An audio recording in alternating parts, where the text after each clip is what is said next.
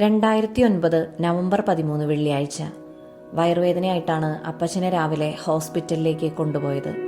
2 മാസം ഗർഭിണിയായിരുന്ന ഞാൻ വീട്ടിൽ പോയി നിന്ന് തിരിച്ചെത്തിയിട്ട് 3-4 ദിവസമേ ആയിരുന്നുള്ളൂ. ഹോസ്പിറ്റലിലേക്ക് പോകുമ്പോഴും വയറുവേദനയല്ലേ, കൂടിപ്പോയാൽ ഒരു ഓപ്പറേഷൻ എന്ന ചിന്തയായിരുന്നു. പക്ഷേ ജോലി കഴിഞ്ഞു വരുമ്പോൾ എന്നും മക്കൾക്കായി പലഹാരപ്പൊതി കരുതുന്ന, ഇടയിലുള്ള 2 മക്കൾ നഷ്ടപ്പെട്ടതുകൊണ്ടാകാം ചെറിയ പനി വരുമ്പോൾ പോലും അസ്വസ്ഥനായി ഉടറുന്ന ഒരാളായിരുന്നു അപ്പച്ചൻ.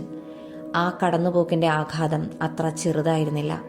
ന്യൂസ് പേപ്പറിൽ പൊതിഞ്ഞ പലഹാരപ്പൊതികൾ അപ്രത്യക്ഷമായതുപോലെ ജീവിതത്തിലെ പല സന്തോഷങ്ങളും പതുക്കെ കൈമോശം വരികയാണെന്ന് തിരിച്ചറിഞ്ഞു തുടങ്ങിയത് അവിടെ നിന്നായിരുന്നു.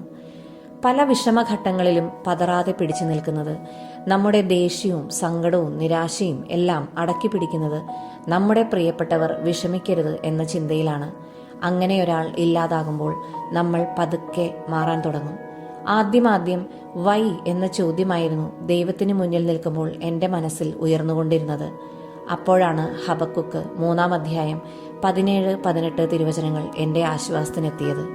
അത്തിവൃക്ഷം പൂക്കുന്നില്ലെങ്കിലും, മുന്തിരിയിൽ ഫലങ്ങളില്ലെങ്കിലും, ഒലിവ് മരത്തിൽ കായകളില്ലാതായാലും, വയലുകളിൽ ധാന്യം വിളയുന്നില്ലെങ്കിലും, ആട്ടിൻകൂട്ടം ആലയിൽ അറ്റുപോയാലും, കന്നുകാലികൾ തൊഴുത്തിലില്ലാതായാലും, ഞാൻ കർത്താവിൽ ആനന്ദിക്കും.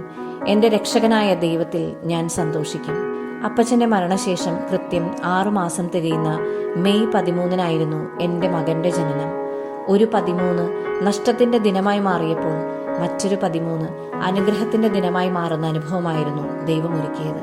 അപ്പച്ചന്റെ മരണം കഴിഞ്ഞ് 15 വർഷങ്ങൾ പിന്നിടുമ്പോൾ വൈ എന്ന ചോദ്യം സ്വർഗീയ പിതാവിന് മുന്നിൽ എനിക്കായി മാധ്യസ്ഥം വഹിക്കുന്ന ഒരാത്മാവുണ്ടെന്ന ബോധ്യമായി പതുക്കെ വഴിമാറി.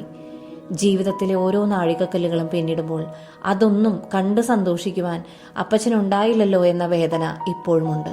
ഒപ്പം കുറച്ചുകൂടി നന്നായി സ്നേഹിച്ചിരുന്നുവെങ്കിൽ എന്ന കുറ്റബോധവും, എൻ്റെ മക്കൾക്ക് ലഭിക്കാതെ പോയ അപ്പാപ്പൻ്റെ സ്നേഹവാത്സല്യങ്ങൾ നിറഞ്ഞ പലഹാരപ്പൊതികളെ ഓർത്തുള്ള നഷ്ടബോധവും.